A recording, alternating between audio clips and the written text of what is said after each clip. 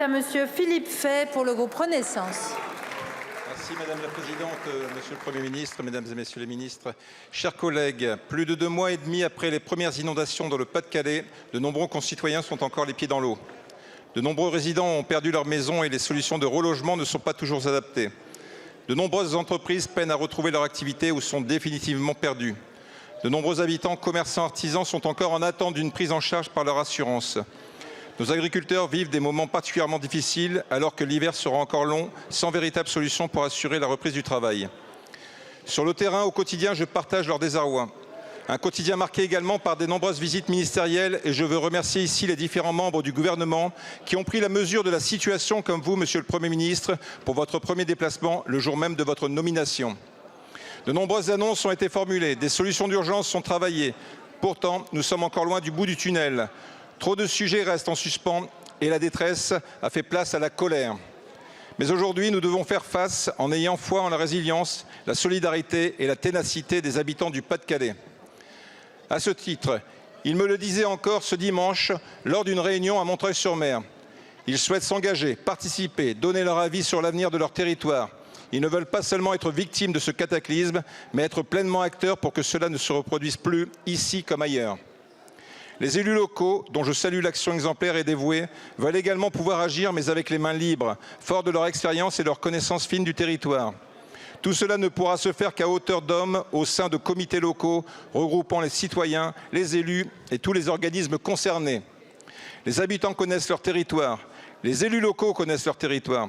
Faisons leur confiance, libérons les énergies, simplifions encore et toujours les démarches administratives qui entravent beaucoup trop notre action collective. Face à cette catastrophe hors norme, c'est un appel de détresse que je lance. Monsieur le Premier ministre, pouvez-vous nous rappeler les actions engagées par le gouvernement et que compte-t-il faire pour l'après? Merci.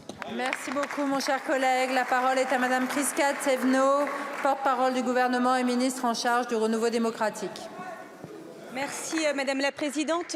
Monsieur le député, je vous remercie de votre question qui rappelle encore une fois l'importance de continuer à nous mobiliser, à ne surtout pas oublier ces habitantes et ces habitants qui ont été durement touchés, comme vous l'avez justement rappelé. Ils font preuve d'une résilience et d'une ténacité remarquable. Et je sais qu'une fois retournés sur vos terres, vous pourrez leur faire part de ces paroles. Le ministre de la Transition écologique qui me demande de le représenter aujourd'hui est en ce moment même justement à leur côté pour tenir le premier comité ministériel de suivi de la situation des sinistrés. Cette réunion sera l'occasion de faire donc le suivi et de répondre aux attentes fortes et légitimes des habitants et des élus locaux concernant aussi bien la simplification des procédures que le financement de la lutte contre les inondations. S'agissant du financement, le président de la République a assuré le soutien plein et entier des habitants durement touchés et un fonds de soutien de 50 millions d'euros a été immédiatement déployé. Le Premier ministre en a précisé les contours lors effectivement de son premier déplacement en tant que Premier ministre. C'était le 9 janvier dernier. Ce fonds de 50 millions d'euros s'ajoute aux moyens déjà engagés par l'État. Et sur le versement des aides, précisément 93% des sinistrés ont déjà bénéficié d'une expertise et 15 000 acomptes ont déjà été versés par les assureurs.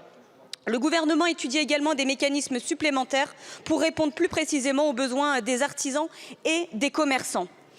Vous l'avez également souligné, 281 communes ont d'ores et déjà fait l'objet d'une reconnaissance de l'état en catastrophe naturelle. Un deuxième décret viendra en fin de semaine pour actualiser ce premier décret.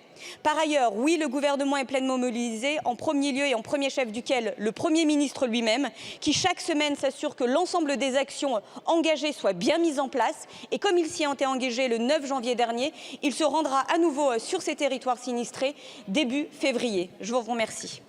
Merci beaucoup, Madame la Ministre. La parole est à Monsieur René Pilato pour le groupe La France.